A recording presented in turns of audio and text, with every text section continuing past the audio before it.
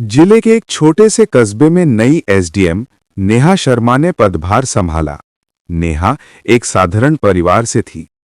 IAS बनने के बाद भी वे फिजूल खर्ची से दूर रहती।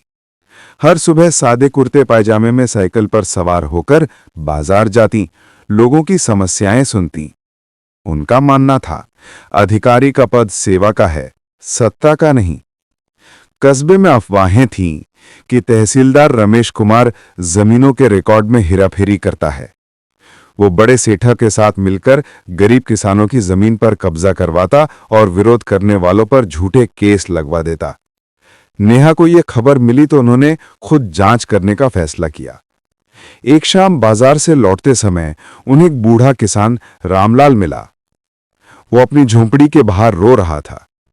उसके बेटे गोविंद ने मजदूरी से घर चलाया था। रामलाल ने कहा, मैडम, तहसीलदार ने हमारी जमीन पर कब्जा कर लिया, रिकॉर्ड में नाम बदल दिया, विरोध करने पर चोरी का झूठा केस ठोक दिया। नेहा ने कहा, चिंता मत करो चाचा, मैं मदद करूंगी, लेकिन बताओ उसने क्या कहा? रामलाल ने बताया, कहता है चुपचाप चले जाओ, नहीं तो जेल भेज दूंगा। नेहा ने चुपचाप सारी बात सुनी और चली गई, लेकिन मन में आग जल उठी। कुछ दिनों बाद रामलाल और गोविंद नेहा के दफ्तर पहुंचे, डरे हुए, थके चेहरे और आंसू भरी आंखों के साथ।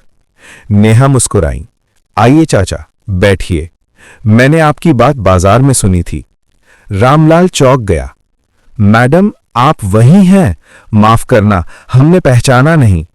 नेहा बोली, कोई बात नहीं, मैं आपकी बेटी जैसी हूं, बताइए तहसीलदार ने क्या किया? रामलाल ने सब बताया। तहसीलदार रोज आता, पैसे मांगता, धमकाता, कहता जमीन सेठ को बेच दी है, चुप रहो, नहीं तो गोविंद को जेल भेज दूंगा। नेहा का खून खौल उठा।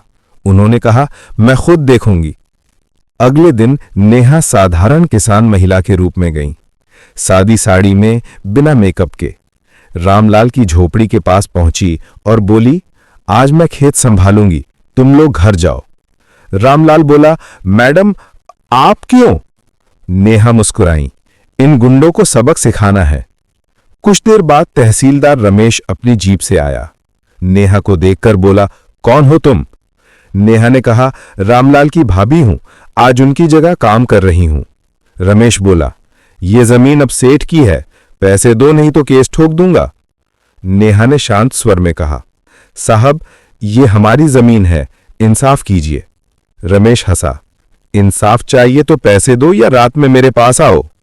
नेहा ने मोबाइल की रिकॉर्डिंग ऑन की और बोली, ये रिश्वत और अत्याचार की बात है। रमेश ने गुस्से में उनका हाथ पकड़ा और धक्का दिया। नेहा संभल गई और बोली, अब नतीजा भुगतना पड़ेगा। नेहा तुरंत तहसील दफ्तर पहुंची, साधारण कपड़ों में। क्लर्क ने पूछा, क्या काम है? नेहा बोली, रिकॉर्ड देखना है। क्लर्क बोला, पहले 5,000 दो, नहीं तो फाइल नहीं मिलेगी।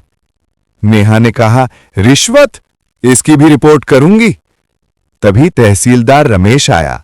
उसने नेहा को देखा और पहचान गया। बोला, तुम वही किसान औरत? नेहा बोली, आज मैं एसडीएम नेहा शर्मा हूं और कल जो तुमने किया उसका सबूत मेरे पास है। रमेश कांप गया। नेहा ने सख्त आवाज में कहा, गरीबों से जमीन छीनना, रिश्वत लेना, महिला पर हाथ उठाना, सबका हिसाब होगा। उन्होंने आदेश दिया, इन्हें हिरासत में लो।